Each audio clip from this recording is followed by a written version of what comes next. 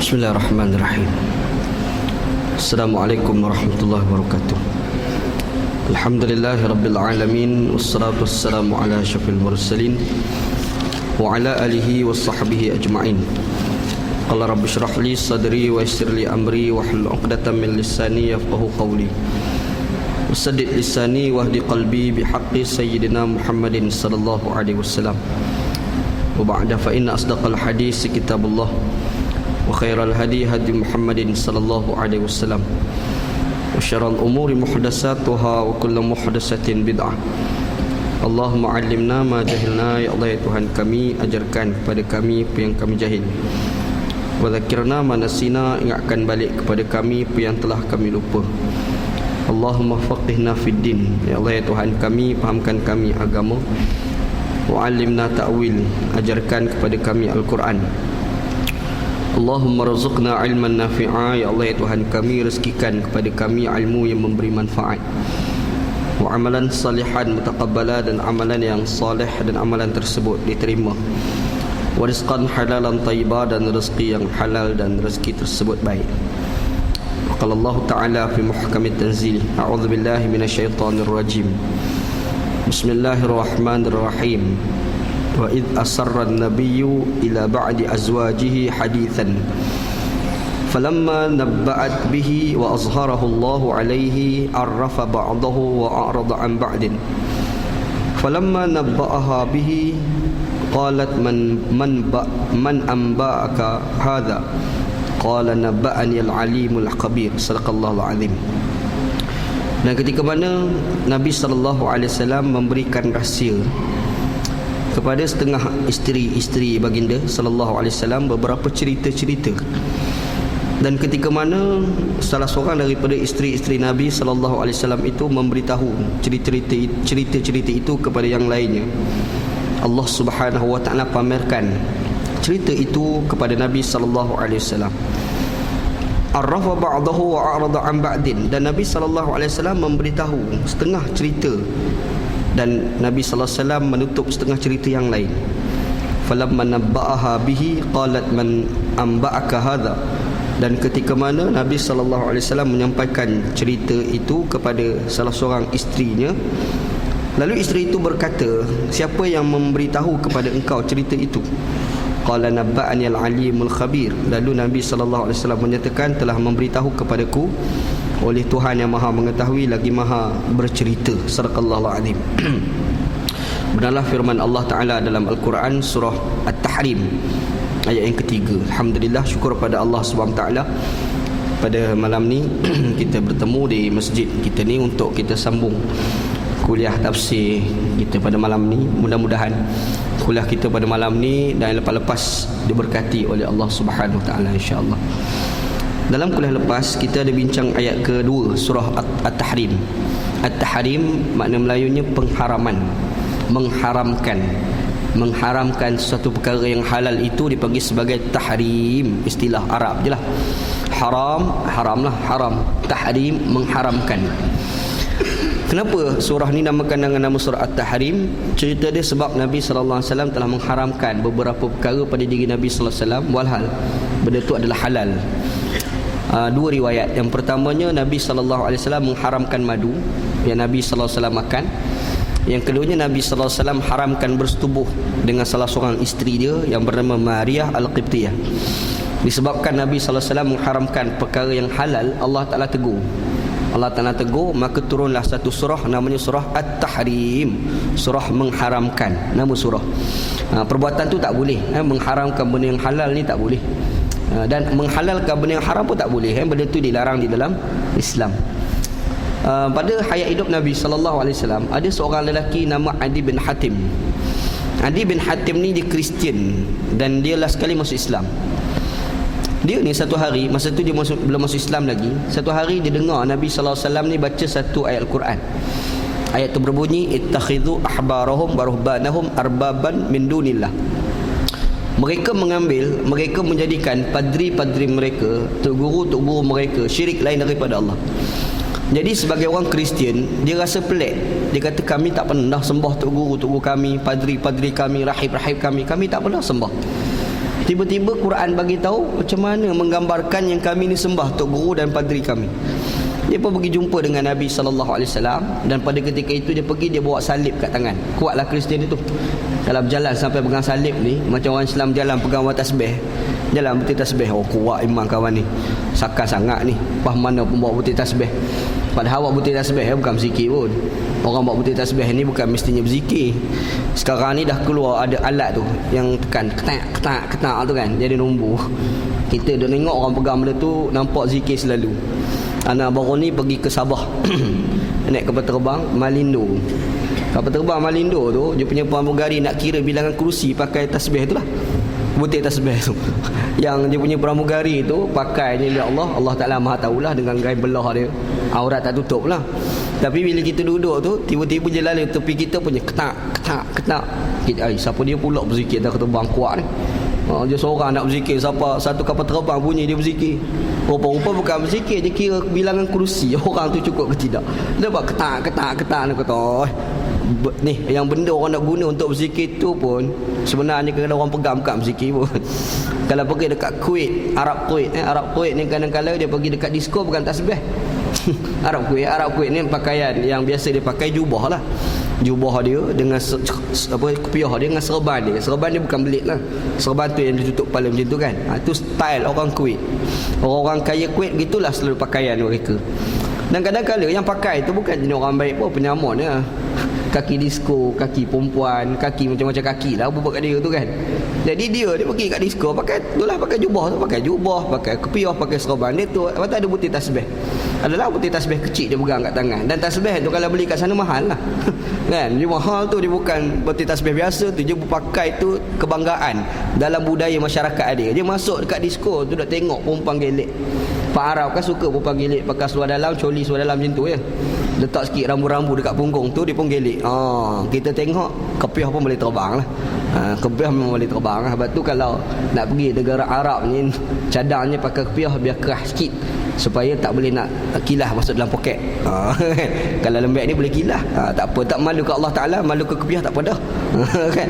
Paling common lah kan. Jadi cerita Pak Arab ni tengok orang perempuan dia bergelek tu, dia Masya Allah. Masya Allah tu tasbih. Tapi Masya Allah tu tengok benda lain tu. Cerita Arab Kuwait lah, cerita Arab lah. Jadi kita ni kadang-kadang kebiasaan lah. Cerita ni kebiasaan. Bila pegang butir tasbih ni selalunya orang baik. Kebiasaan. Nisbah kepada masyarakat kita orang Melayu.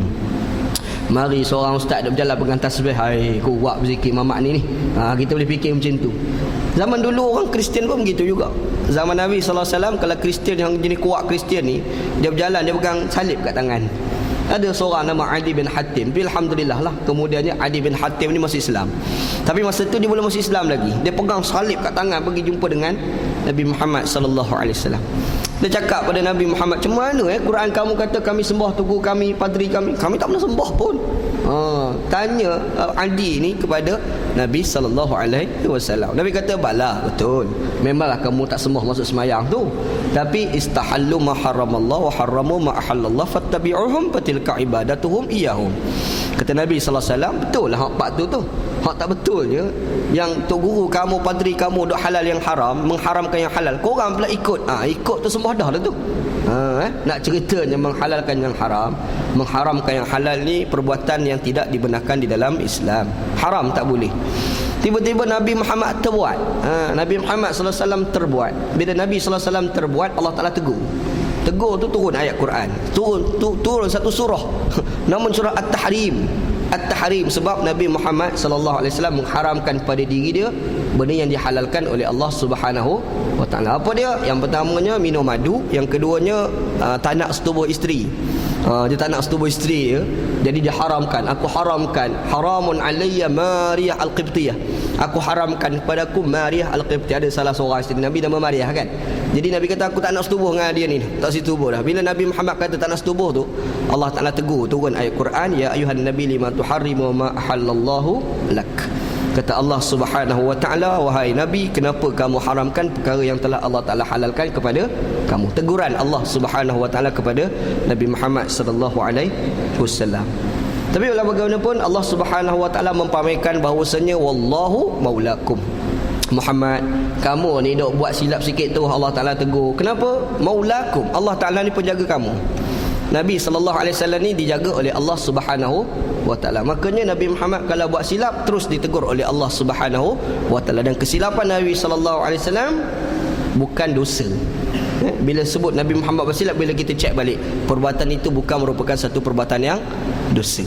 Dan kita dalam kuliah lepas kita ada bincang lah tentang beberapa perkara yang kadang-kala berlaku dalam masyarakat kita. Antaranya adalah at-talaq, yang keduanya tentang zihar. Zihar ni pun bawah kategori mengharamkan perkara yang halal, Allah Ta'ala halalkan. Zihar ni macam seorang suami dia pergi cakap dekat bini dia. Dia cakap bini dia, belakangmu ni macam belakangmu aku dah. Contohlah bercakap kan, tengok belakang dia mesti anggota-anggota yang ada elemen seksual.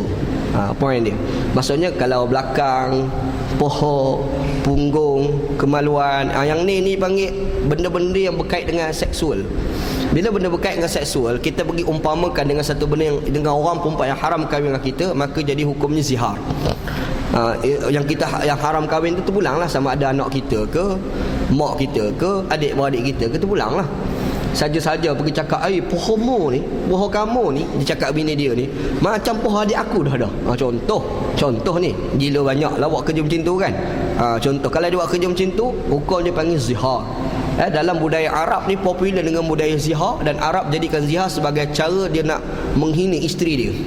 Dan benda tu diamalkan juga sebilangan orang Islam. Makanya Allah Ta'ala turun Al-Quran cerita tentang zihar. Panjang lebar lah kita cerita tentang hukum zihar dalam kuliah kita yang bulan lepas. Tak payah ulang balik lah, kalau ulang buang masa kan. Ni ada orang rakam ni, pergi tengok kat YouTube cukup. Habis setiap kita kuliah panjang itu kan. Hari ni insya-Allah kita nak sambung ayat. Allah Subhanahu wa Ta'ala sebut dalam sambungan ayat yang kita nak baca ni, dia cerita tentang rumah tangga Nabi sallallahu alaihi wasallam juga, tapi benda ni agak menarik sikit. Sebab apa? Ada cerita tentang Nabi sallallahu alaihi wasallam menyembunyikan beberapa perkara daripada isteri dia. Tu cerita kan. Kita ingat kita je jenis sembunyi beberapa perkara daripada bini kita. Tak, Nabi pun ada juga tu. Nabi sallallahu alaihi wasallam. Apa kata Allah Subhanahu wa Ta'ala? Kata Allah, wa idh asarra an-nabiyyu ila ba'di azwajihi hadithan falamma nabba'at bihi wa azharahu Allah alaihi arrafa ba'dahu wa a'rada an ba'din falamma nabba'aha bihi qalat man anba'aka hadha qala nabba'ani al-alimul khabir. Kata Allah Subhanahu wa Ta'ala, dan ketika mana Nabi sallallahu alaihi wasallam telah memberi beberapa rahsia kepada sebilangan isteri-isteri Nabi, salah seorang daripada isteri-isteri Nabi sallallahu alaihi wasallam. Apa cerita ayat ni? Dia cerita ayat ni, dia ada kaitan dengan ayat yang kita bahas lepas. Iaitu yang pertama kita sebut pasal makan madu kan. Nabi sallallahu alaihi wasallam dia pergi dekat rumah salah seorang perempuan namanya Zainab binti Jahash. Zainab binti Jahash, rumah dia ada madu. Dia jemputlah Nabi Muhammad sallallahu alaihi wasallam ni makan madu. Dia pun makanlah madu tu. Iyalah syekh, orang pergi rumah jamu, takkan tak makan kot. Kalau tak makan aib banyak lah kan. Orang Melayu kita pun serupa, orang Arab lagi lah. Orang Arab syekh kalau pergi rumah dia buat keluar makanan tak makan, aib. Bangsa dia aib, bangsa dia lah. Kita lah pergi rumah kawan kita buat keluar biskut, kita tak nak sentuh sikit pun, berasa hati tuan rumah tu, kau dia fikir macam-macam kat aku kan. Takut-takut dia kata masakan aku tak sedap ke apa ke, mana tahu kan. Jadi sentuhlah sikit. Jadi Nabi sallallahu alaihi wasallam pergi rumah Zainab binti Jahash ni, dia buat keluar madu, Nabi Muhammad makan lah. Bila makan balik rumah yang mula-mula sekali Nabi pergi, rumah Hafsah, anak Abu Bakar anak Umar Al-Khattab, isteri Nabi sallallahu alaihi wasallam. Bila rumah Hafsah, bercakap dengan Hafsah tu bau madu. Dia bau kan. Dia orang cakap bau madu.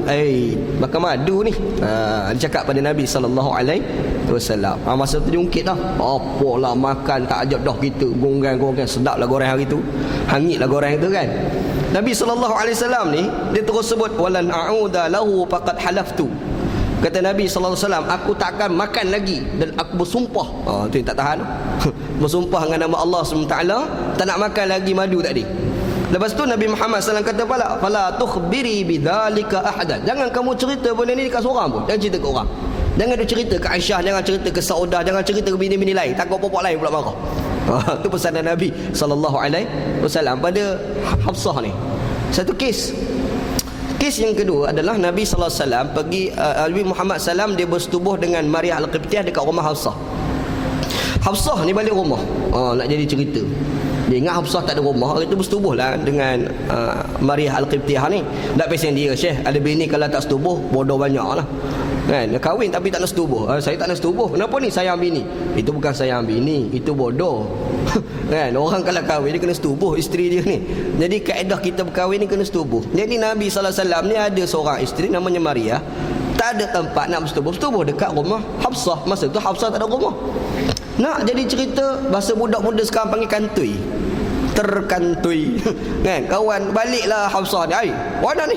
Jadi cerita lah gitu. Bila jadi cerita, masa itulah Nabi SAW ni bersumpah dengan nama Allah Ta'ala tidak mahu setubuh Maria Al-Qibtiyah. Dan ketika itu Nabi SAW nampak dekat muka Hafsah ni ada ciri-ciri cemburu. Pesen orang perempuan, jenis orang perempuan lah. Kita tak payah cerita bini Nabi, bini kita duk berjalan dengan bini kita. Kita ni orang ustaz, orang ramai kenal. Yang kenal kita bukan lelaki, perempuan pun kenal. Kadang-kadang tak tahu pelekon naik kereta dengan rumah sampai dekat tol, bayar tol, yang budak perempuan tol kata, ustaz, ustaz gimana? Dia tanya. Yang bini kita tengok kita, pahala banggu ni.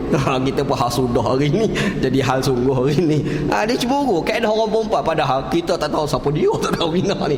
Dia kenal kita, ikut dia lah, nak kenal ikut Facebook ke, ikut Twitter ke, ikut YouTube ke, dia kenal kita masa dengar kuliah kita ke, wallahu a'lam kan. Dia tegur. Dan kaedah orang perempuan dia cemburu, pesen dia. Kalau orang perempuan tak cemburu tu pelik lah. Tengok tak cemburu, ajaib dia ni.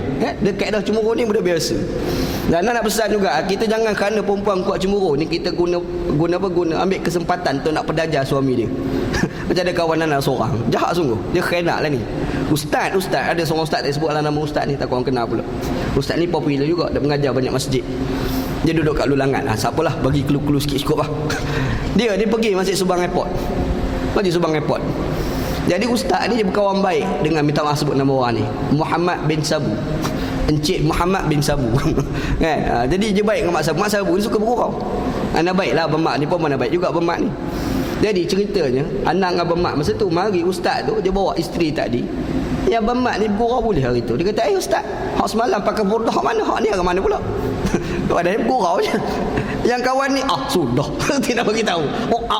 Tak boleh nak bagi tahu. Bila bagi tahu bini tengok dia, lagu mana abang aku ni. Kan? Dia boleh tanya, hak semalam pakai burdah ni hak mana ni? Hak ni hari ni tak pakai burdah ni mana pula ni? Jadi bila dia balik tak kereta tu bergaduh pakai mat. Kongkang ada bergaduh sampai dekat Lulangat lah bangkali lekut. Tiba-tiba hamba Allah ni, ustaz ni telefon Abang Mat ni. Telefon cakap, Abang Mat tolong perjelas balik, yang tu bergurau bukan betul, tak tahan nak jawab dah ni. Jadi kawan ni pula bagi tahu, dah lah sebenarnya gurau je, jangan ambil serius. Ni orang panggil ambil peluang pedajar kawan tu. Kesian Syekh, kesian kawan tu, tak larat kawan tu nak menjawab kan. Orang perempuan pesen dia cemburu. Pesen dia lah. Jadi walaupun tu cerita kita lah, bini kita, bini Nabi SAW pun lebih kurang juga. Nama manusia ni sifat-sifat cemburu tu ada. Baliknya Hafsah kat rumah dia, tengok Nabi Muhammad bersetubuh dengan seorang lagi isteri namanya Maria Al-Qibtiyah. Cemburu lah, nampak muka tu cemburu tu ada. Bila nampak ciri-ciri cemburu tu, Nabi SAW pun bagi tahu pada Hafsah, ni aku nak bagi tahu pada kamu beberapa rahsia, jangan cerita ke orang lain. Apa tujuan Nabi kata macam tu? Nak bagi seronok sikit hati Hafsah tu, nak pujuk hati tu. Hak cemburu tu jangan cemburu sangat lah. Macam tu. Dia kaedah dia macam tu, Syekh. Orang perempuan kan suka rahsia-rahsia ni. Betul. Orang perempuan, Syekh, cerita, kita tak cerita kau, cerita ke dia seorang, dia punya bangga.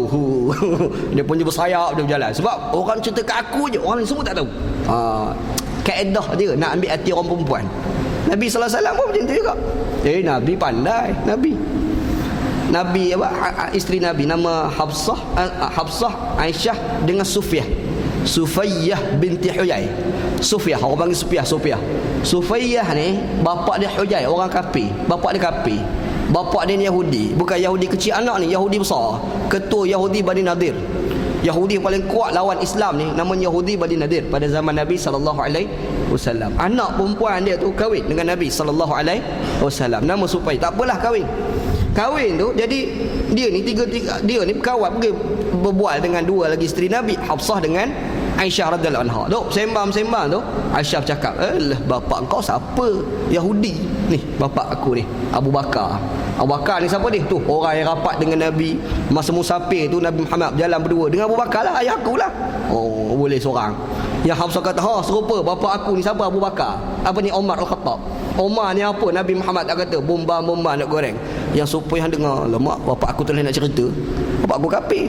Kalau ada cerita pun lawan Nabi ada. Sedihlah hamba Allah ni.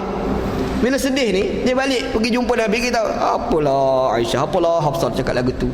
Kita bukan nak pun bapak kita jadi kafir, nak lagu mana hidayah Allah Subhanahu wa taala. Dia pergi komplain boleh bapak aku. Nabi ni dia tak, dah kawan tu tertekan, dia tak tambah lagi tekanan. Tak. Bila kawan tu rasa tertekan, dia buka ruang untuk nak bagi hati orang tu gembira. Macam mana Nabi Muhammad buat? Nabi kata, patutnya kamu Sufyah jawab. Nak jawab lagu mana? Jawab macam ni. Nabi ajar pula cara nak jawab. Cakap je, bapak dia orang tu sahabat Nabi, sahabat aku, sahabat Nabi. Bapak kamu tu memanglah Yahudi, tapi kamu kena ingat Yahudi itu keturunan asal-asal mari mana tu? Mari pada Nabi Yaqub alaihissalam tu. Mana Nabi? Nabi Yaqub, lepas tu mari Nabi apa lagi? Nabi Ishaq, Nabi. Semua Nabi tu Bani Israel. Bahasa kamu lah cakap lagu tu, biar dia reti sikit. Sufyah ni bila dengar, betul juga kata Nabi, seronok hati. Nampak cara ambil hati. Kan? Nabi pandai bab ni. Kita tak pandai. Kita tambah lagi padan muka, pergi mampus. Tu kita lah kan. Beza tau style Nabi dengan style kita lah. Nabi selalu dia pandai ambil hati. Cara ni lah.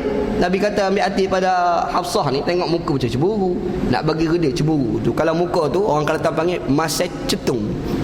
Masai cetung, orang Kelantan ni istilah lah tu. Masam cetong. Aku tak tahu terjemah apa kat sini. Masa cetung ni muka dia masam, lepas tu mulut mucung. Orang Bombay kan. Orang Kelantan jadi istilah masa cetung. Orang Kelantan punya istilah. Yang muncung tu macam mana nak bagi kurang sikit muncung tu. Nak bagi masam-masam tu kurang, bagi mana-mana sikit muka tu. Nabi Muhammad kata dia ada rahsia beritahu kamu ni. Tapi kena ingat, aku bagi tahu kamu jangan cerita ke orang. Apa dia rahsia tu? Yang pertama Nabi Muhammad pesan, kata Nabi SAW, bapa kamu dengan bapa kamu Umar Al-Khattab dengan Abu Bakar, ayah pada Aisyah, dia bakal jadi khalifah selepas kewafatan aku. Lepas aku wafat, lepas ni dua ni, bapa kamu ataupun Abu Bakar As-Siddiq radhiyallahu anhu, Umar Al-Khattab dengan Abu Bakar bakal menjadi khalifah selepas daripada aku. Satu rahsia. Yang keduanya, jangan duk cerita pasal cerita ni, cerita kustubuh ni dekat isteri-isteri lain. Dua pesanan Nabi SAW kepada Hafsah. Cerita dia lah. Dia cerita dalam asbabun nuzul ayat. Jadi disebabkan Nabi Muhammad pesan macam tu, Allah Ta'ala turun ayat kita baca. Kata Allah, wa idza asarra nabi ila ba'di azwajihi hadithan. Kata Allah Subhanahu wa Ta'ala, dan ketika mana Nabi SAW telah memberikan rahsia kepada sebilangan isteri-isteri Nabi SAW. Isteri di sini ni merujuk pada Hafsah, anak kepada Umar Al-Khattab radhiyallahu anhu. Apa pengajaran boleh ambil pada ayat ni? Ayat ni dia nak ajar kepada kita, kadang-kala kita ni antara orang yang kita nak bagi tahu rahsia ni adalah isteri kita. Kita ni kadang-kadang hidup tak boleh lari pada rahsia. Ada benda rahsia yang kita tak boleh cerita semua ke orang. Betul. Nabi SAW pun ada beberapa rahsia dia tak cerita ke orang. Ada. Antaranya adalah nama-nama orang munafik. Nabi tak cerita ke orang tentu pasal. Rahsia Nabi yang nama orang munafik ni, Nabi Muhammad hanya cerita dekat orang tertentu. Namanya Hudzaifah bin Al-Yaman radhiyallahu anhu. Engkau jaga rahsia-rahsia ni. Itu Nabi SAW. Kita sendiri pun ada seorang kawan, tak maaf sebutlah, mungkin orang perempuan marah cerita ni kot, tapi tak apa nak cerita juga. Cerita seorang kawan anak, dia kahwin seorang lagi, bini nombor satu sampai kiamat tak tahu, sampai dia meninggal tak tahu. Punya canggih kawan ni, dia boleh susuk rahsia tu, tutup rahsia tu sampai tak tahu bini ni, sampai kawanan ni meninggal. Bila meninggal, tutup pusaka. Masa tutup pusaka, yang bini pertama tuntut, dia kata, yang orang yang ni lah, yang amanah, pegang amanah tu, dia kata, ni ada, yang ni kena simpan. Dia ni hal boleh. Ada seorang lagi, bagi seorang lagi. La ilaha illallah. Anak besar, dia kata satu dah. Dia boleh tutup rasa, siapa sudah tak tahu. Oh, hebat. Hebat. Macam mana dia buat, adalah pandai lah dia kan. Jadi maknanya kadang-kadang ada di kalangan kita, tak ada cerita kawanan ni ustaz tau. Kawanan ni pun ustaz Syekh. Ustaz kita tak, tidak ustaz ni lagi sedap lah nak buat pun. Cerita dia ada rahsia-rahsia ni, kita tak cerita dekat orang. Tapi dalam keadaan kita nak bagi tahu Nabi SAW dah ajar kepada kita secara tak sengaja. Kadang-kadang ada rahsia-rahsia ni kita kena bagi tahu orang tertentu je. Antara orang yang kita boleh bagi tahu rahsia kita tertentu ni kepada isteri kita. Kenapa pada isteri? Sebab isteri ni orang sayang kita. Kita kahwin dengan dia sebab sayang ke dia lah. Dan dia pun nak kahwin dengan kita sebab dia sayang kita lah tu, kan? Disebabkan kita sayang dia, dia sayang kat kita, ada beberapa rahsia-rahsia tertentu kita boleh cerita dekat dia. Bahkan banyak perkara yang orang lain tak tahu, ini kita tahu. Betul. Ustaz kalau ada cerita pasal sembahyang tahajud, nak tahu ustaz tu sembahyang tahajud ke tidak, tanya bini dia lah. Nak ceramah buat sembahyang tahajud 3 jam tak apa. Ustaz tolong ceramah buat tahajud. Oh cantik, dia boleh goreng Syekh 3 jam. Orang dengar dia punya cerita tu bukan sekadar layan, bahkan boleh menitik air mata. Sebab fana, cerita tu pun dah masuk lain dah.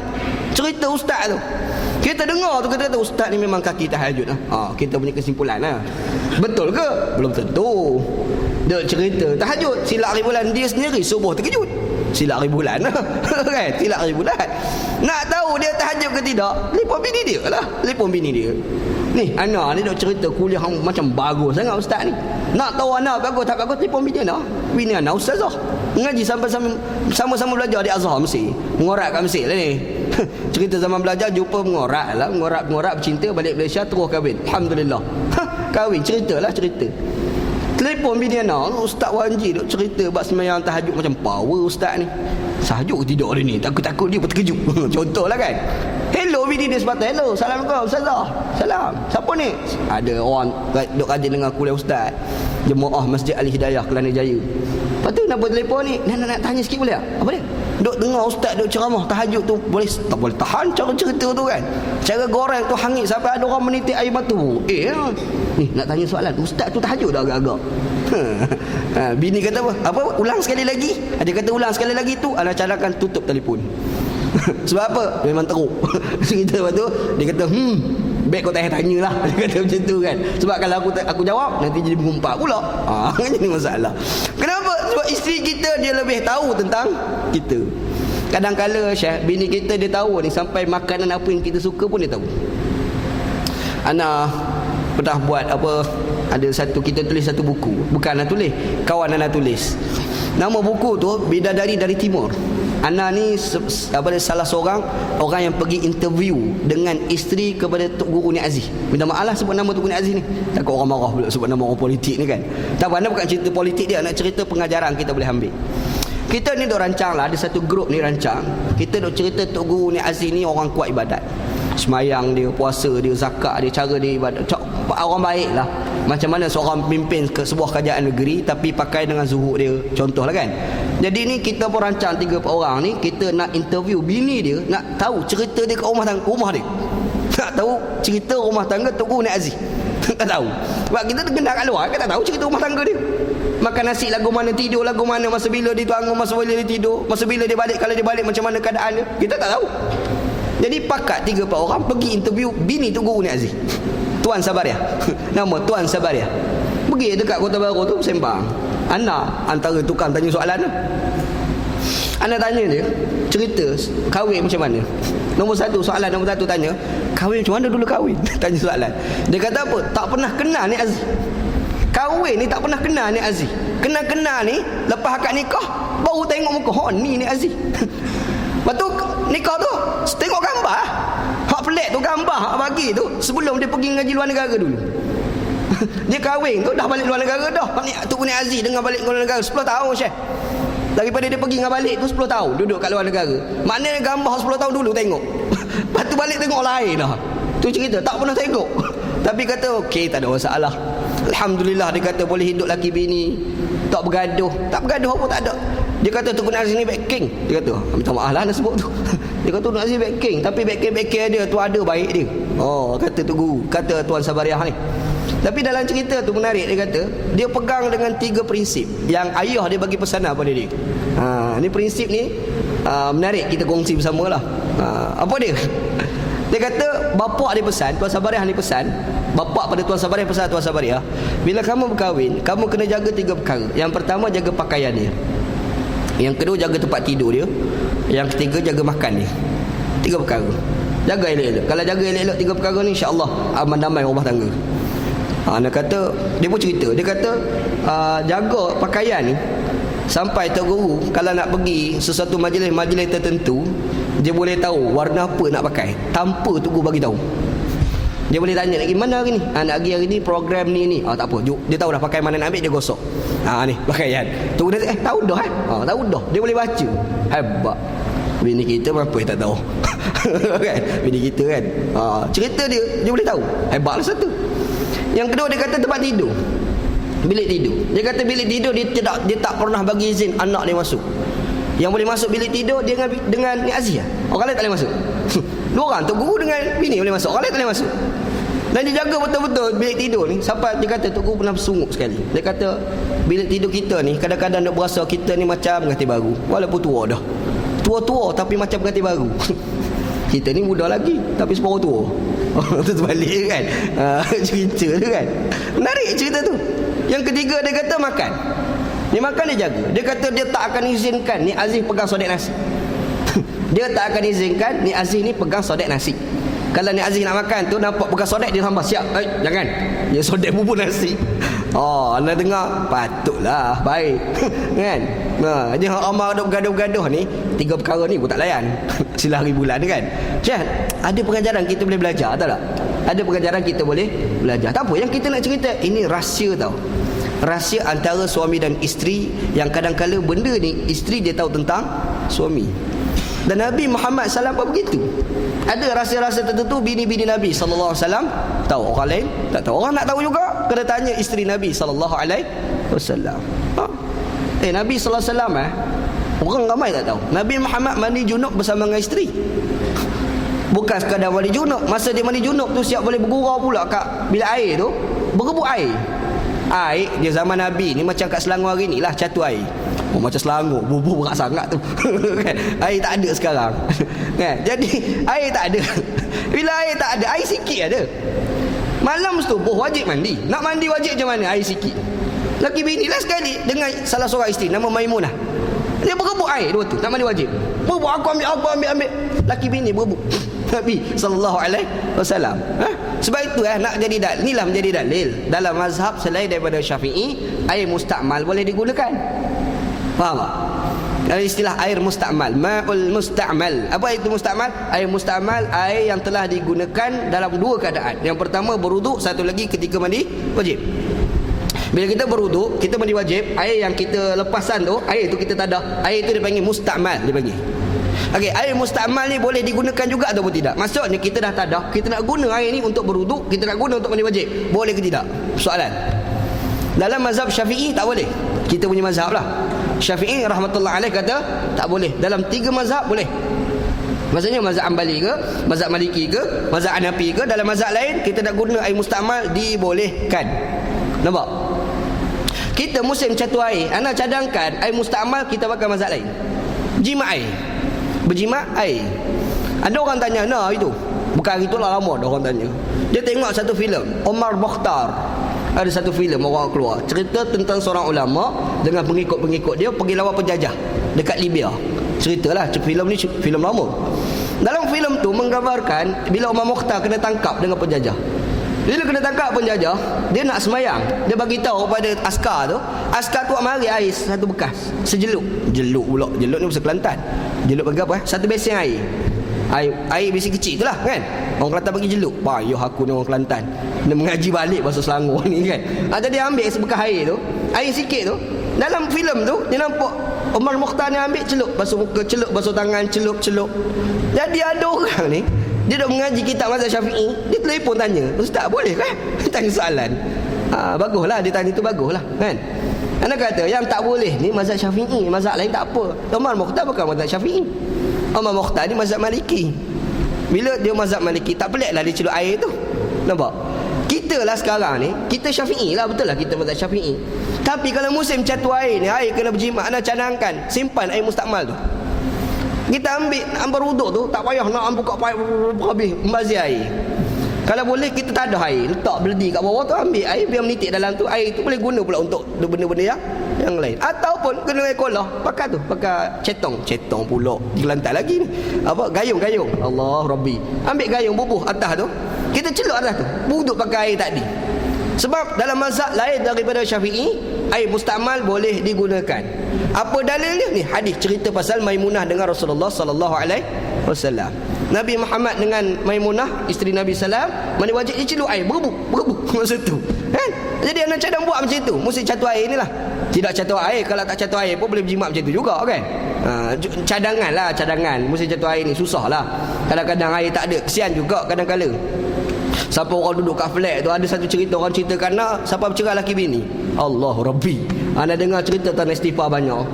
Ada satu katanya kat PJ, Petelanjang dekat-dekat ni juga. Dia ni balik kerja penat, duduk flat kat atas tu, air tak ada, pergi bawah ambil air. Nak boleh ke atas naik tu goyang-goyang, air tinggal sikit. Air tu tinggal sikit lah. Sampai ke atas dengan penat sakit bahu, benda tak pernah angkat berat. Hari tu angkat berat naik kan. Sampai ke atas air tinggal sikit, bini pula popek. Allah, mulut bini pun nak popek merepek tu dia tak tahan sekat. Ambil kau talak tiga ambil sebiji. Tak ada pasal cerita dia cerita. Anda dengar ada orang ceritakan, anda dengar tu kata ya Allah, jadi macam tu Allah Rabbi. Kadang berlaku lah. Wala'idzubillah lah, minta jauh dengan Allah Subhanahu wa ta'ala. Tak apa. Jadi poin kita nak cerita, ada rahsia-rahsia tertentu yang kita boleh bagi tahu kepada isteri kita, begitu. Itu satu pengajaran. Yang lain kita boleh ambil cerita daripada ayat ni. Dia cerita pasal rahsia ni, dia pernah berlaku tahu pada zaman Nabi SAW melibatkan zikir. Pernah tak kita fikir, kita lepas semayang aqwas salah, ba'da salah, lepas kita semayang, kita akan baca zikir subhanallah 33 kali, alhamdulillah 33 kali, Allahu Akbar 33 kali. Sebenarnya asal-asal zikirnya ni Nabi SAW ajar pada orang miskin je. Nabi tak pernah ajar pada orang kaya secara rahsia. Sebab orang-orang miskin zaman sahabat ni, dia sahabat Nabi bukan semua kaya, miskin lagi ramai pada orang kaya. Yang kaya ni sikit sangat. Abdurrahman bin Auf kaya, Osman bin Affan kaya, Abu Bakar Siddiq kaya, Umar Khattab kaya, Ali bin Abi Talib kurang kaya. Tapi yang miskin, Abu Hurairah radhiyallahu anhu miskin. Apa lagi? Abu Zar Al-Ghifari miskin, Bilal bin Rabah miskin. Ni sahabat-sahabat Nabi yang miskin ni pergi jumpa Nabi SAW. Dia kata apa? Tu orang kaya tu dia boleh infak fisabilillah. Kami semayang, dia pun semayang. Dia berzikir, kami berzikir. Dia puasa, kami pun puasa. Dia sedekah, kami tak boleh sedekah. Pahala dia terlebih pada kami. Takkan kau tak ada amalan yang kami boleh lawan dengan dia orang? Sahabat Nabi pergi tanya Nabi SAW. Nabi kata ada. Kau amal ni, lepas tu sama-sama miskin dah lah. Jangan cerita korang. Cerita je lah. Last sekali Nabi Muhammad ajar macam ni. Lepas semayang baca subhanallah 33 kali, alhamdulillah 33 kali, Allahu Akbar 33 kali. Lepas tu amal sudah. Jangan cerita korang. Dia pun amal gigi miskin. Lepas semayang pakat berzikir. Allah, baguslah berzikir hari tu ni. Dok berzikir ni, orang-orang kaya tengok ni apa benda pula dia baca ni kan. Ditanya lah, baca ke apa? Tanya soalan. Kawan tak boleh beritahu. Tak boleh dah. Orang kaya tak boleh beritahu. Kan? Tanya lagi. Last sekali kawan tu kata apa? Bagi tahu ke kau, jangan cerita ke orang lain. Kau tahu apa dia? Dia ajar subhanallah 33 kali, alhamdulillah 33 kali, Allah Akbar 33 kali. Okey, dia pun amal. Bila seorang orang kaya ni amal, orang kaya lain pula tengok. Dia beramal apa pula ni? Pergi tanya 3-4 kali tak nak cerita, last sekali bagi tahu. Aku cerita ke kau je, jangan cerita ke orang lain. Habis popular sebab ni. Pakat baca subhanallah 33 kali, alhamdulillah 33 kali, Allah Akbar 33 kali. Ni asalnya rahsia, tapi dah jadi popular. Azan dulu.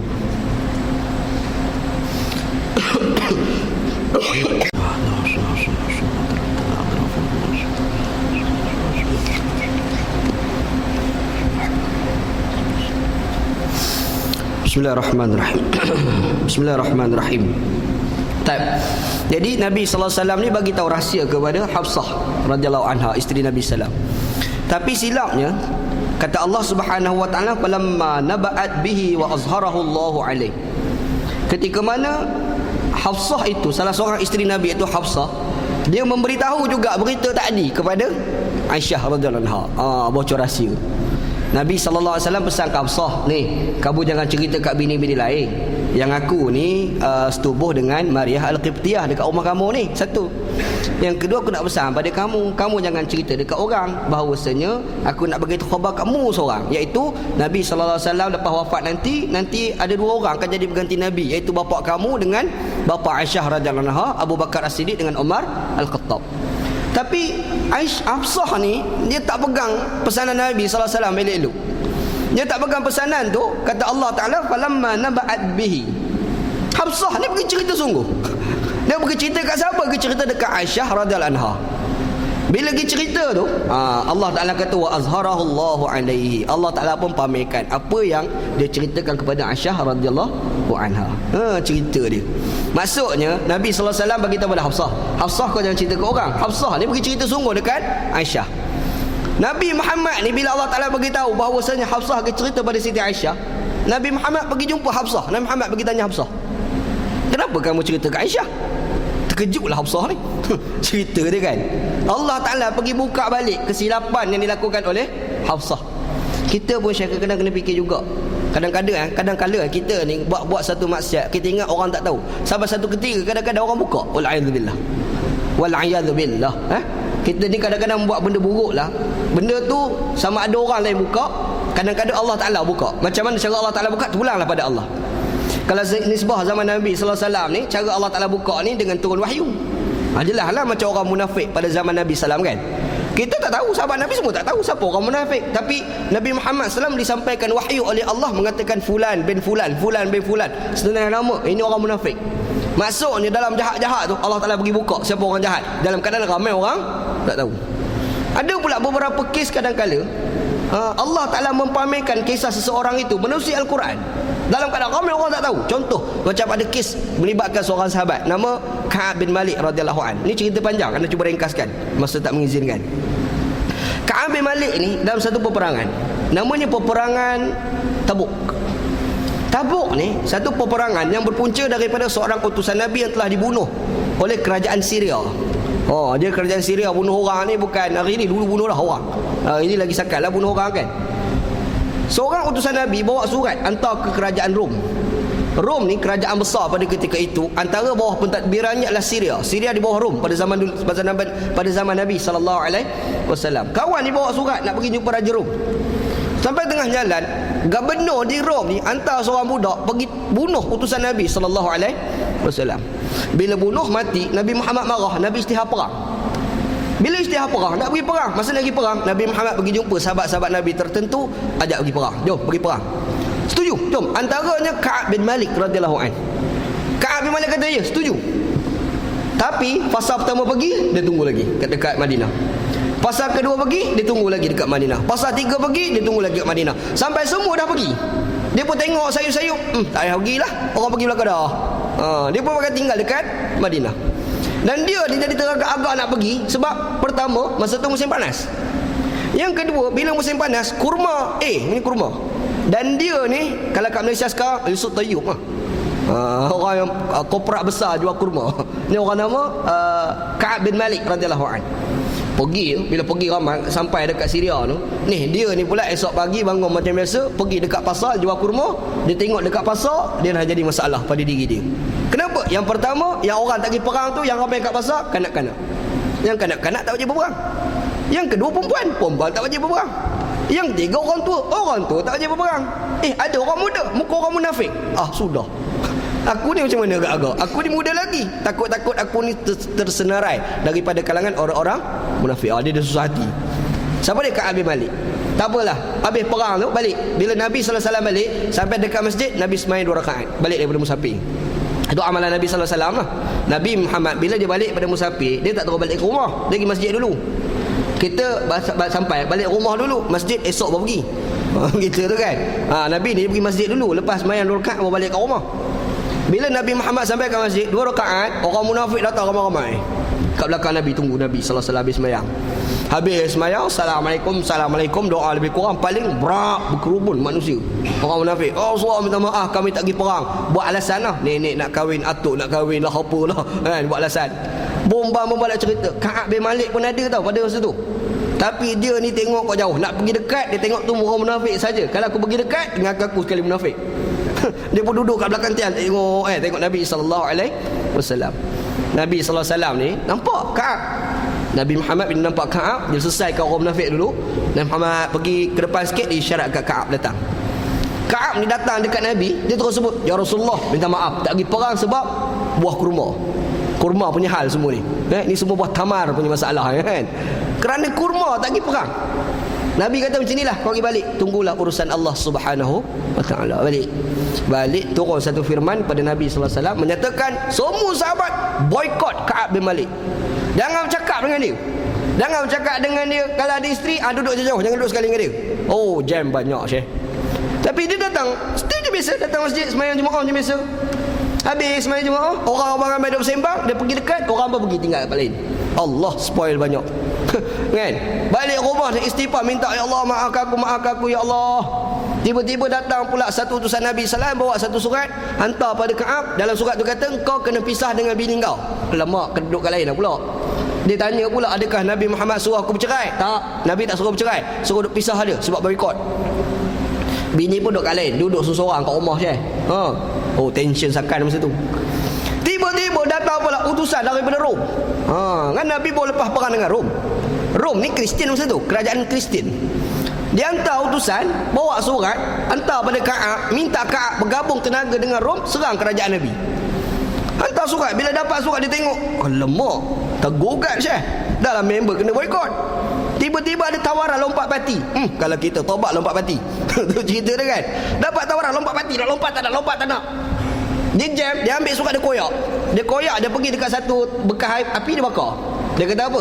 Aku sayang Rasulullah sallallahu alaihi wasallam. Ka'ab bin Malik menangis-nangis. Ka'ab bin Malik malam-malam ni sembahyang tahajud, minta ampun dengan Allah. Sampai satu pagi di tengah tahajud dengar suara sahabat Nabi dari jauh. Bashir ya Ka'ab, khabar gembira wahai Ka'ab. Wah, ni macam cerita best ni. Cerita dia kan. Kawan tu pergi sampai dekat rumah Ka'ab bin Malik, dia kata, Ka'ab, kami tak pernah buat silap dengan Nabi sallallahu alaihi wasallam. Kami tak pernah buat silap dengan Islam. Tapi cerita kami tak ada dalam Quran. Kamu buat silap dengan Islam, ajak pergi perang, tak nak pergi, alasan kurma. Tapi ada cerita pasal kamu dalam Quran. Allah Ta'ala maafkan kamu dengan turun satu Al-Quran. Nabi dah tunggu kat masjid, jom kita pergi masjid. Ka'ab bila dengar seronok sekan hari tu, dia pun terus bangkit pergi kat masjid, semangat lah. Sampai dekat pintu pula nampak Omar kat situ. Alamak, Omar kau. Dia Omar ni Syekh, tengok muka dia tu garang tau. Diceritakan Omar ni dia kulit bukan putih. Kulit putih ni Nabi SAW. Omar ni kulit macam orang Melayu je, sawah matang. Lebih kurang macam kulit orang Melayu je. Lepas tu kan jambang dia, dan dia bermisai tau. Dia jambang dan bermisai. Nabi Muhammad berjambang, misai gunting. Itu Nabi SAW. Yang Umar Al-Khattab dia berjambang dan bermisai. Misai tu, tengok cerita Hindustan tak? Macam mana misai orang Hindustan. Tengok dia kedua, dia masam tu kita dah susah hati. Dia senyum tu lega separuh dunia. Macam tu kan. Dia punya lega tu. Omar dia duduk kat pintu muka masam. Wah, jam banyak. Pergi dekat Omar senyum. Lega banyak. Kan? Jumpa tengok masuk.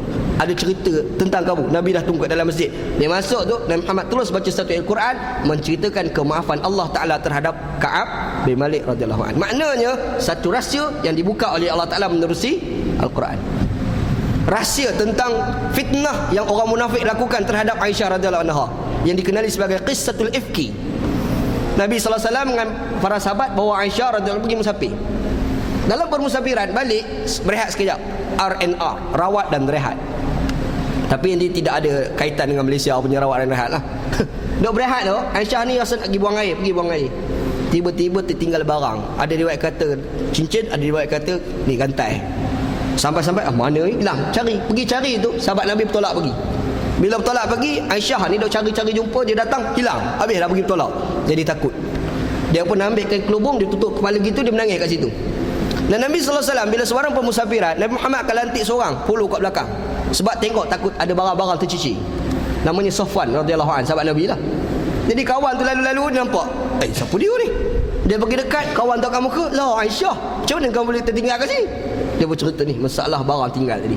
Datang, habis bakat pergi. Lepas tu, macam mana nak buat? Kena balik lah. Balik ni, Aisyah duduk atas unta, yang Safwan tadi duduk kat bawah, jalan-jalan sampai dekat perbatasan Madinah. Dekat-dekat Madinah, orang munafik ramai-ramai tengok. Aisyah dalam gelap bersama dengan Safwan. Apa benda dia buat dalam gelap ni? Fitnah tersebar. Aisyah jam macam tu. Orang kata Aisyah berzina dengan Safwan. Tuduh fitnah sampai Aisyah pun jam. Nabi Muhammad pun tak tahu ambil stand pada ketika itu. Nabi tak nak ambil stand. Nak cerai ke tak nak cerai. Ada pula seorang sahabat pergi jumpa Nabi, tahu kita cerailah Rasulullah, Aisyah ni susah sangat eh. Dok pening kepala isu macam ni kan. Nabi ambil dia. Last sekali Allah Ta'ala bersihkan Siti Aisyah, turun Al-Quran. Rahsia yang telah dibuka oleh Allah Subhanahu Wa Ta'ala menerusi Al-Quran. Ada Ada. Antara cerita rahsia yang dibuka oleh Allah Ta'ala, cerita Hafsah ni ayat kita baca. Nabi kata ni, kau jangan cerita ke orang, jangan cerita kat bini-bini lain ni. La tukhbiri, jangan kamu cerita biha ahadan, seorang pun jangan cerita. Nabi kata pada Hafsah ni pula pergi cerita kat Siti Aisyah.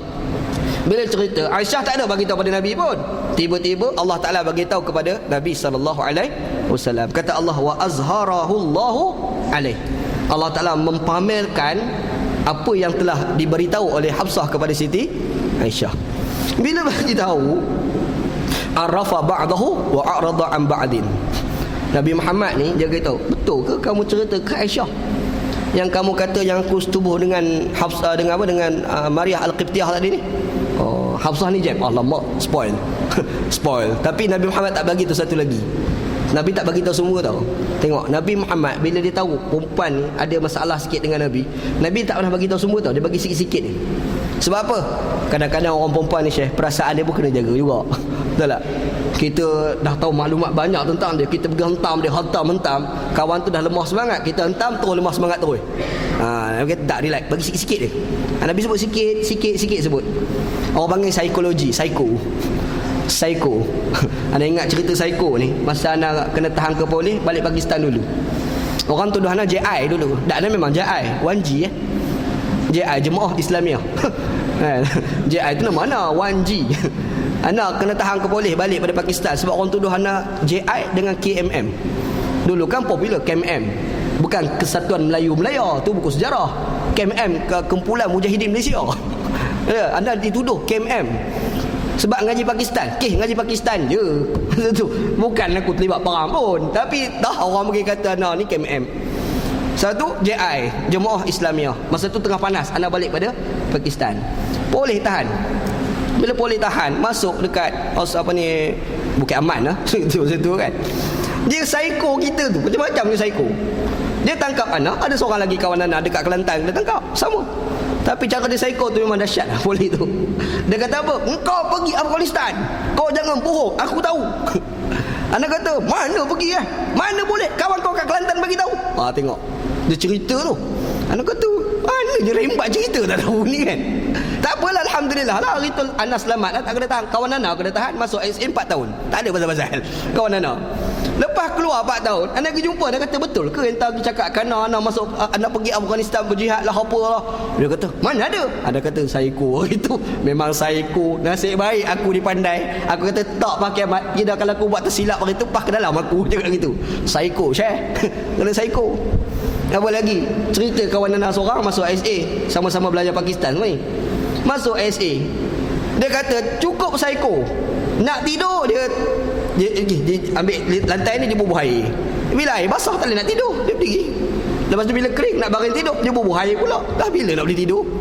Jam lah. Bila jam tu dia mengantuk 3 hari 4 hari tak boleh tidur ni. Lantai pula basah, dia pun tarik, dia pergi soal siasat. Memang kena maki hari tu. Dia psycho. Psycho ni pun salah satu kaedah Quran guna kat psycho ni. Kaedah psycho ni, anak cari pergi satu kedai makan dekat Serdang UPM. Masuk, ada seorang kawan dia seorang budak perempuan. Budak kedai makan tu bilik air dia satu je. Bilik air satu. Selalu bilik air ni ada lelaki untuk perempuan, tapi bilik air satu je.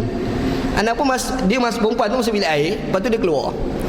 Bila keluar, anak pula masuk bilik air nak buang air lah. Masuk tu, anda pun tengok suasana bilik air, anda pun keluar. Anda kata, budak perempuan tu kata, kenapa kau pergi mencangkuk atas jamban tu? Dia jamban duduk pergi cangkuk atas tu. Dia kata, mana boleh ustaz, kotor. Tak apa, anak tahu yang tu. Padahal dia tak bagi tahu pun. Anak hanya psycho dia je. Anak agak-agak dia cangkuk atas ni. Tiba-tiba bocor rahsia bila dia kata, ustaz kotor. Tak apa, confirm, maknanya memang kau pijak atas tu. Cerita psycho. Dia kaedah psycho ni macam-macam boleh guna tau. Anak jumpa seorang kawan anak ni lama tak jumpa, sekolah rendah dulu. Dah tua-tua ni jumpa lah. Tak tua mana, cerita dah besar-besar dah, puluh-puluh tahun tak jumpa. Dia jumpa budak perempuan umur sebaya 30, masa 31 tahun lah. Anda tanya soalan, tanya apa khabar, sihat. Anda nak tanya dah kahwin ke belum.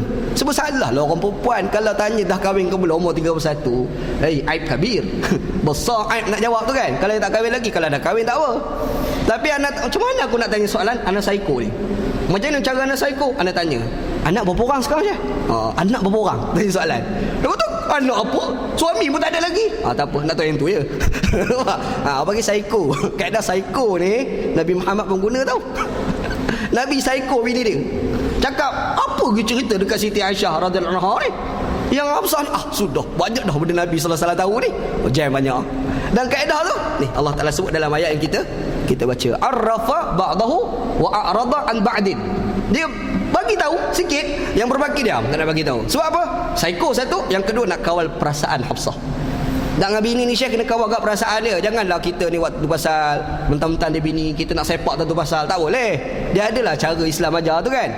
Islam dah ajar cantik dah, insya-Allah. Dan sambungan ayat kata Allah Subhanahu wa taala, falamma nabba'aha bihi qalat man anba'aka hadha qala nabba'ani al-alimul khabir. Jadi bila Nabi sallallahu alaihi wasallam tanya Hafsah, kenapa bagi tahu Siti Aisyah? Hafsah ni jam. Makanya qalat falamma nabba'aha bihi, ketika mana Nabi Muhammad bagi tahu pada Hafsah, qalat man amba'aka haza. Hafsah ni dia pergi tanya Nabi sallam, siapa bagi tahu ni? Nabi tak bagi tahu. Yang sebenarnya Aisyah tak bagi tahu kepada Nabi sallallahu alaihi wasallam. Tapi Nabi pergi tanya dulu. Bila tanya tu Hafsah kata sudah, takut Aisyah bagi tahu. Dia kata apa yang bagi tahu ni? Maka jawab Allah Subhanahu wa taala, qala, berkatalah Nabi Muhammad sallallahu alaihi wasallam, nabba'ani al-alimul khabir, telah memberitahu kepadaku adalah Tuhan yang Maha mengetahui dan Tuhan yang Maha memberitahu. Mengetahui dan memberi tahu. Tengok ayat Allah. Dia pergi sebut sifat al-alim bawa al-khabir. Dia tak sebut al-khabir dulu bawa al-alim. Al-alim Maha mengetahui, al-khabir pandai bagi tahu. Dia tak bagi tahu pandai bagi tahu, bawa pandai, ada ilmu. Tak. Kenapa? Sebab kalau tak ada ilmu, macam mana nak bagi tahu? Betul tak? Kalau kita tak ada ilmu, bagi tahu juga kelang kabut. Betul. Dan sekarang lah, dia tak tahu, dia nak cakap juga kelang kabut lah jadi share. Sekarang macam-macam isu Bani Tamim. Allah, jam. Tajuk Bani Tamim, Tamim. Apa itu? Tanah Melayu. Tak, bukan tanah Melayu, tanah merah, Pasir Mas, Kelantan. Kan? Nah, itu pun tak betul sebenarnya. Tanah Bani Tamim ada keturunan Arab, tak ada kaitan dengan orang Melayu. Tapi tak tahu, dia cakap juga. Cakap lah. Salah lah bila dia cakap benda yang dia tak tahu. Banyak hari ni macam-macam isu berlaku 2-3 hari ni. Ana semalam ada wartawan telefon. Inilah isu laki bini agama Hindu, suami masuk Islam, yang isteri tak masuk Islam, kekal dengan agama Hindu, berebut anak. Anak tu macam mana? Pergi kat mahkamah, berubah, mahkamah punya putusan, anak tu diberikan kepada ibu yang tidak beragama Islam. Tak tahu macam mana pula yang si suami tadi yang Islam ni, mu'alaf ni, pergi ambil budak tadi, buat lari. Berita pergi tulis, colik. Bila tajuk colik tu, jadi polemik sikit. Jadi polemik. Orang telefon anak tanya, macam mana ustaz segi hukum? Alamak, susah nak jawab. Kita pun jam nak jawab. Tapi nak bagi tahu, memang ada cerita dah berlaku pada zaman Nabi sallallahu alaihi wasallam. Bagilah cerita tu. Buat keluar cerita, tulis sikit singkatan cerita tu dalam Facebook. Ada wartawan pergi baca Facebook, telefon anak semalam. Dah masuk berita hari ni, Malaysia kini. Dan bersih bersama putih lah. Pergi telefon dia, ustaz, macam mana cerita ni? Alamak, nak kata tengok. Orang lain tanya aku dah jawab. Bila wartawan tanya aku pula jadi susah hati. Sebab kalau jadi berita jadi susah lah. Takut-takut silap jawab pula, berita pula tulis benda lain. Aku kena taruh pula lepas ni. Tapi ada kata pasal jawab, ada kata jujur dengan ilmu lah, tu pasal bagi tahulah. Anak kata yang pertama, isu ni ada satu sentimen, satu lagi rasional lah. Sentimen yang orang nak marah tu lah, tak boleh lah apalah. Tapi segi rasional, kita terpaksa bahas berdasarkan apa di dalam hadis Nabi SAW. Memang dah ada kes suami isteri berbeza agama. Asal suami isteri, suami masuk Islam, isteri tak masuk Islam. Ada anak ni buat macam mana? Pergi jumpa Nabi SAW. Pergi jumpa Nabi SAW, tanya macam mana ni Rasulullah? Nabi pegang budak tu, Nabi kata, kau nak pilih siapa? Nabi ni pergi tanya budak tu, nak pilih siapa? Yang budak ni tengok bapak, tengok mak. Dia pergi kat mak yang tidak beragama Islam. Nabi pun lepas bagi. Dia pergi, tu Nabi Muhammad pun tarah tangan, Allahumma hadihi, tolonglah bagi dayah pada budak tu. Bila Nabi punya doa bukan macam hakim kita punya doa. Kan? Doa Nabi ni dia punya berkat, Allah Ta'ala Maha tahulah. Hakim kita doa, tahu 10 tahun lagi belum tentu makbul kan. Nabi tarah tangan, ya Allah bagi hidayah pada budak tu. Duk tak lama lepas Nabi doa, budak tu datang balik ke Nabi, nak pergi ke ayah lah, pergi ke ayah pula. Cerita dah berlaku pada zaman Nabi SAW. Anda kata segi debat hukumnya, Mazhab Hanafi, mazhab Hambali, dua mazhab mengatakan bahawasanya budak tadi ni hukum dia tertakluk kepada pilihan si budak. Kalau budak tu nak pada yang tidak Islam, kena bagi pada bukan Islam lah. Tapi kalau budak tu nak pada Islam, kena bagi pada Islam lah. Tertakluk pada si budak. Kalau ikut mazhab Hanafi lah. Mazhab Hanafi dengan mazhab Syafi'i, mazhab Maliki kata tak, kena bagi kepada agama Islam. Sebab kebimbangan, takut budak tu murtad. Ada kebimbangan tu. Betul nak cakap sebenarnya dalam mahkamah tu, isu mahkamah tu, segi asas hukum memang ada, merujuk pada mazhab Hanafi lah. Segi asas hukumnya ada lah, segi mazhab Hanafi.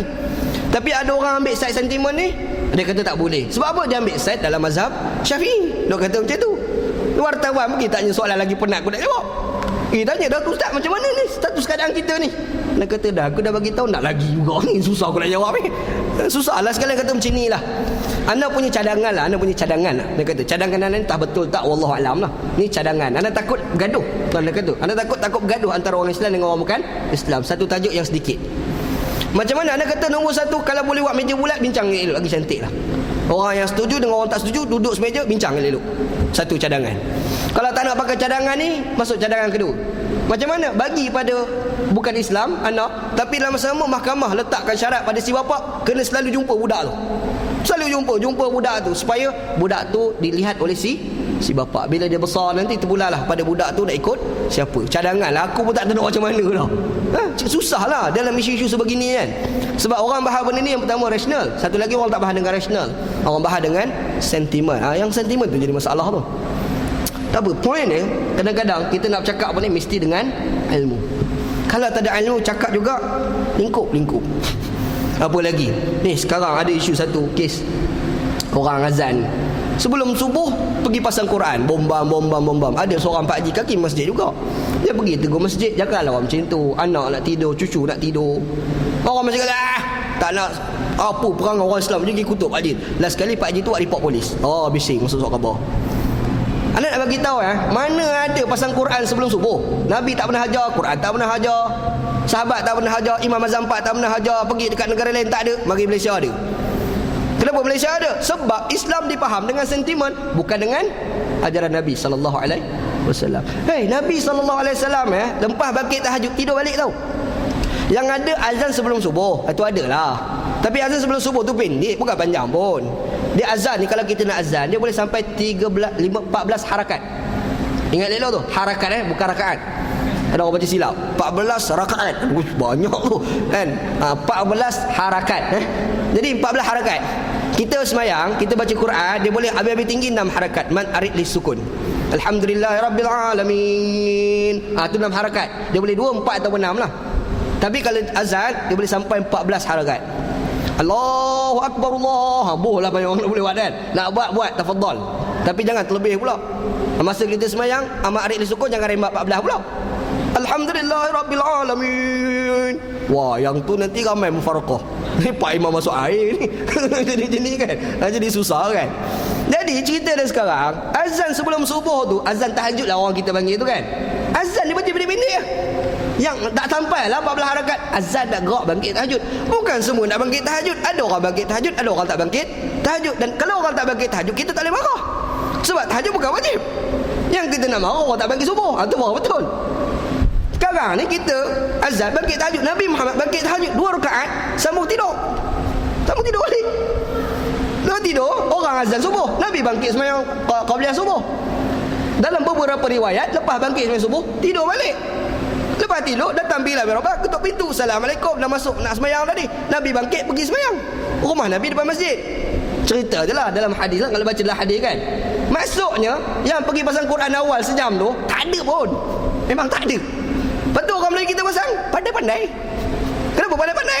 Dah, lebih pandai. Macam mana? Masalah orang kita kan. Tak nak bagi tahu dah. Kalau kita buat, berhentilah. Anak cadangkan, ambil cara Nabi sebelum subuh tu, azan tahajud. Apa buat? Azan tahajud tak buat, yang pasang Quran sejam tu buat. Mana orang Melayu rebat? Aku pun tak faham. Betul tak? Nak bagi tahu Islam agama cantik. Tapi bila orang bahas Islam dengan kejahilan, bahas Islam bukan kerana kepahaman, bukan kerana baca Quran, bukan baca hadis Nabi SAW, akhir sekali Islam dilihat sebagai tidak baik. Orang bukan Islam, apalah Islam ni, dia fikir dia tak fikir sangat pada orang lain. Padahal Islam bukan macam tu. Yang jadi buruk ni sebab perangai orang Islam, bukan perangai Islam. Dah, cukup. Ilmu tu penting. Bila ada ilmu yang baik, barulah kita cerita tu dengan baik. Sebab itu Allah Ta'ala bagi kait Al-Alim, Al-Khabir. Dia sebut nama Al-Alim dulu, baru sebut Al-Khabir. Al-Alim maha mengetahui, Al-Khabir Tuhan yang cantik penceritaan dia. Kenapa Allah Ta'ala kata macam tu? Sebab Allah Ta'ala Tuhan yang maha mengetahui. Bila maha mengetahui, barulah pandai bercerita. Kaedah Quran lah. Jadi Allah Ta'ala dah pamerkan kepada kita ni cerita pasal rumah tangga Nabi SAW. Kita dengar ni, kita ambil pengajaran lah, insyaAllah. InsyaAllah lah akan datang, insyaAllah kita akan bincang pula pasal Nabi Muhammad SAW ni berenggam dalam rumah tangga. Dia ada sama dengan cerita sebenarnya. Lepas pada kejadian ini, Nabi Muhammad ni tak duduk kat rumah sebulan, duduk kat masjid. Duduk masjid sebulan. Sampai Umar pergi marah kepada isteri-isteri Nabi SAW. Cerita dia panjang lah. Itu kuliah bulan depan lah, InsyaAllah. Pukul 9 dah. Panjang lah. Wallahu a'lam. Wallahu a'lam. Sallallahu ala sayyidina Muhammad wa ala alihi wa sahbihi ajma'in. Walhamdulillahi rabbil alamin. Bismillahirrahmanirrahim. Alhamdulillahi rabbil alamin. Wassalatu wassalamu ala asyrafil mursalin wa ala alihi wa sahbihi ajma'in. Allahumma rizqna ilman nafi'a. Ya Allah, ya Tuhan kami, rezekikan pada kami ilmu yang memberi manfaat, wa amalan salihan mutaqabbala, dan amalan yang salih dan amalan tersebut diterima, wa rizqan halalan thayyibah, dan rezeki yang halal dan rezeki tersebut baik. Rabbana atina fid dunya hasanah. Ya Allah, ya Tuhan kami, berikan pada kami kehidupan kami dunia baik, wa fil akhirati hasanah, dan juga di akhirat baik. Wa qina adzabannar, selamatkanlah kami daripada azab api neraka. Wa sallallahu ala sayyidina Muhammad wa ala alihi wa sahbihi ajma'in. Walhamdulillahi rabbil alamin. Ni anak buat buku macam hari tu lah, bulan lepas minta derma nak buat masjid Kampung Melayu Sungai Buloh. Tapi buku anak bawa ni buku lain pula.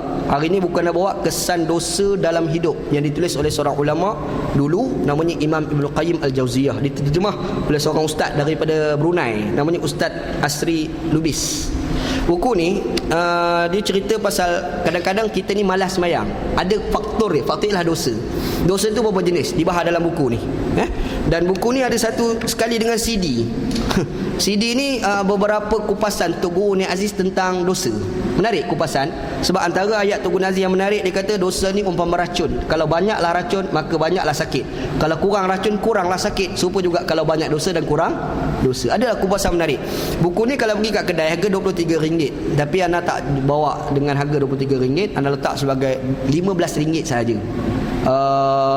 Derma, kalau siapa tak ada duit ambil dulu, bayar kemudian, dan akan datang rasa tak nak bayar pun tak apa, halal. Kalau tak nak bayar, sebab buku ni bukan anda punya. Buku ni orang bagi, suruh anda gunakan buku ni sebagai perantara untuk minta derma buat masjid Kampung Melayu Sungai Buloh. Anda pun niat infak, anda pun mengharapkan infak. Tu insya-Allah. Wallahu a'lam. Ada kat luar, kalau siapa nak lagi, kalau dah habis ada dalam kereta lagi insya-Allah. Wallahu a'lam. Sallallahu ala sayyidina Muhammad wa ala alihi wasahbihi ajma'in. Walhamdulillahi rabbil alamin. Assalamualaikum warahmatullahi